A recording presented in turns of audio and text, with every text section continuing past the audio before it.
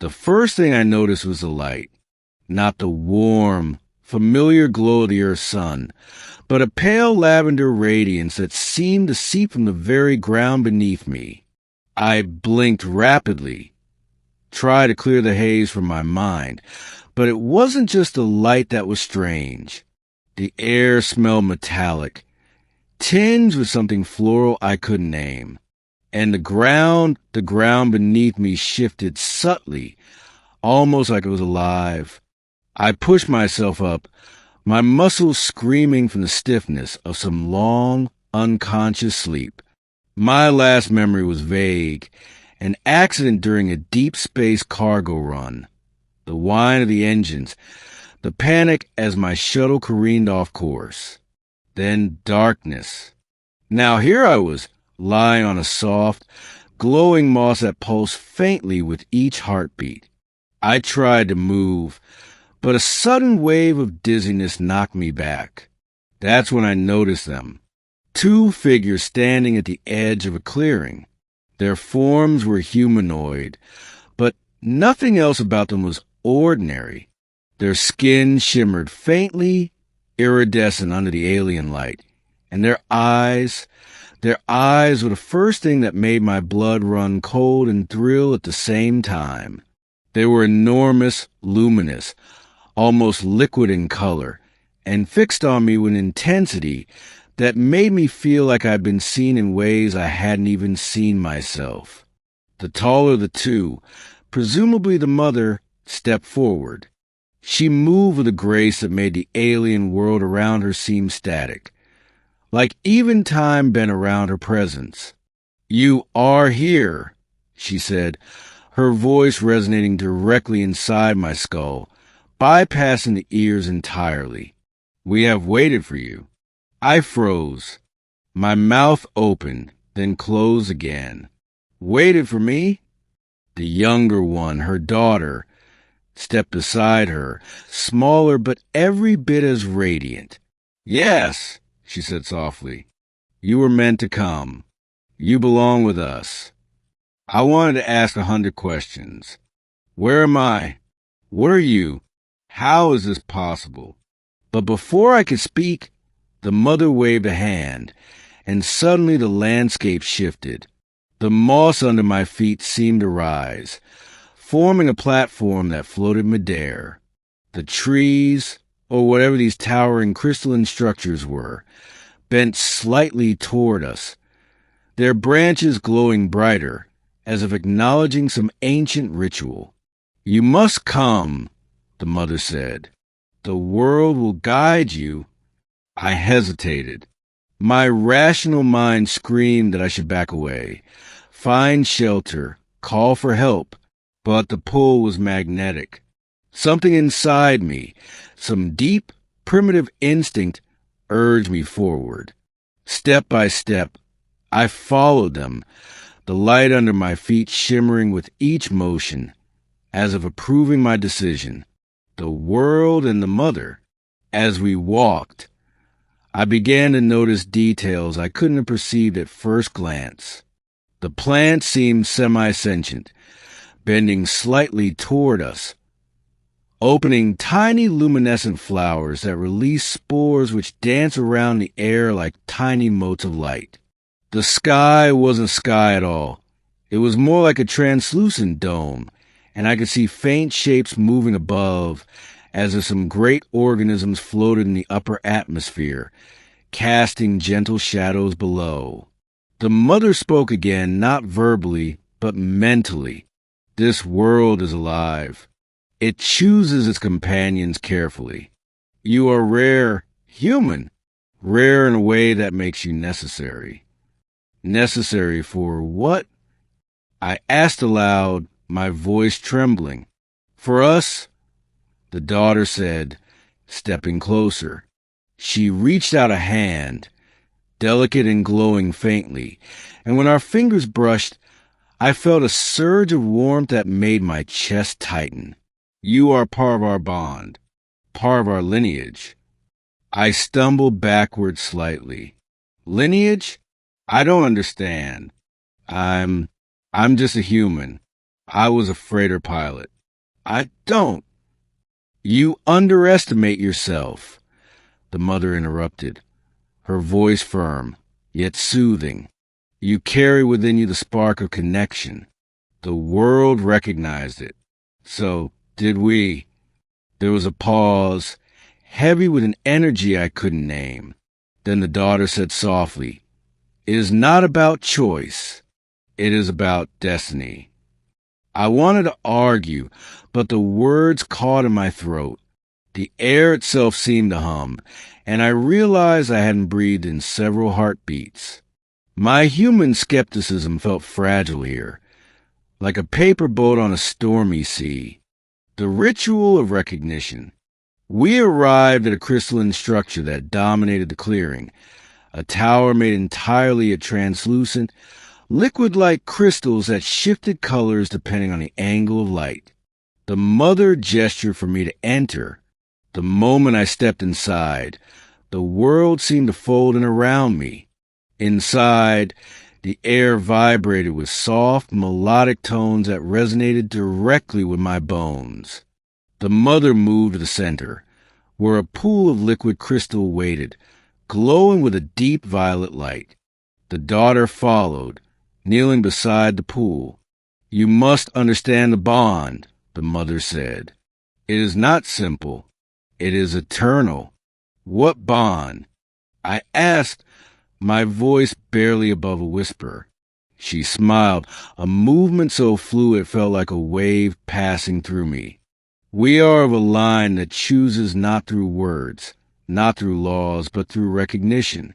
When we see the one meant to join us, the world itself confirms it."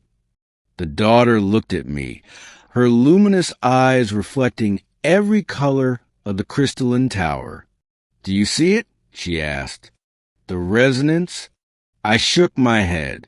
I don't know what you mean." Then the pool shimmered, and I saw something impossible. My own reflection twisted, overlaying with theirs, a composite image that was both terrifying and intoxicating. I saw myself not as a human, but as part of them, part of this alien world. And I felt it, a tug deep inside my chest, a sense of recognition that was both instinctive and alien. "Yes," the mother said. "You see it now. You belong." The first night. I slept that night, or at least what passed for sleep in that alien realm. The daughter curled beside me, her warmth seeping into my body in a way that felt natural, as though I had always been meant to be near her. The mother watched over us, a sentinel glowing in the ambient light. Her presence protective yet demanding. Dreams came unbidden. Flashes of distant galaxies, visions of planets rising and falling, ancient civilizations whispering secrets I could almost comprehend. I woke in intervals, aware of the hum of life around me, the way the world itself seemed to breathe. At some point, I realized I no longer feared the alien. I didn't want to.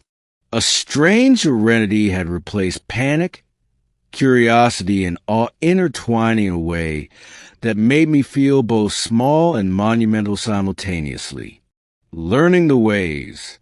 The next day, the mother began teaching me, not in words, but in experiences. Touching the flora, I could feel its memory, the events of the previous day echoing through me. Watching the sky, I could sense the movement of enormous creatures above, their patterns hinting at intelligence.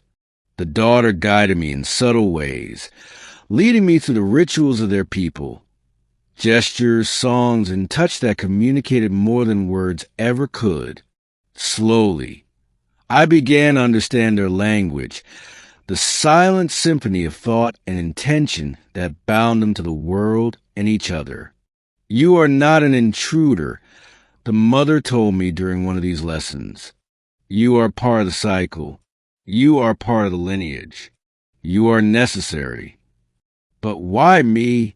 I asked, frustrated by the simplicity and complexity of the answer at once. There are billions of humans. Why here? Why now? Because you are rare, the daughter said, placing her hand over mine. The resonance exists only in you. Only you can complete what began long, before your kind even looked to the stars. The weight of the words pressed on me. And yet, despite the gravity, there was a thrill, a dangerous beauty to it. I felt chosen in a way no human ever could have been. The test of the world. Weeks passed, and I began to move more naturally through their realm.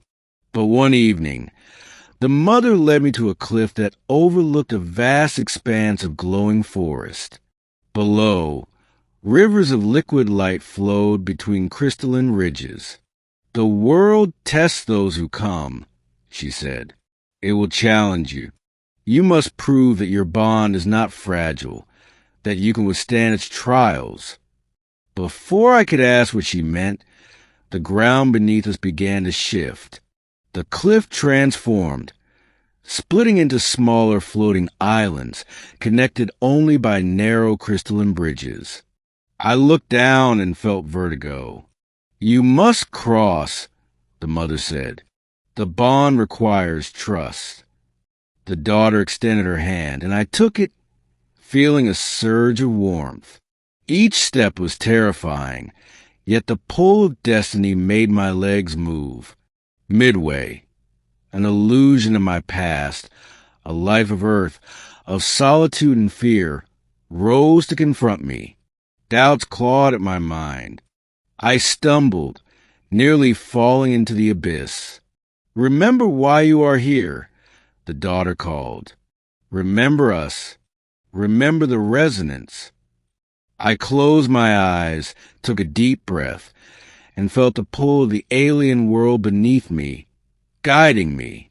Step by step, I crossed, until finally we reached the other side. The mother smiled, a rare softness in her expression. You have passed, she said. The world accepts you, and so do we. The acceptance. After that day, my life on this world became less a struggle to understand and more a journey of connection. I learned to sense the moods of the forest, to hear the music of the skies, to communicate silently with the mother and daughter in ways that words could never capture. I wasn't just a human anymore. I was something new, part of a lineage that spanned galaxies, a bond sealed not through law or obligation, but through recognition, trust, and choice. And yet, the most extraordinary part was simple. Love.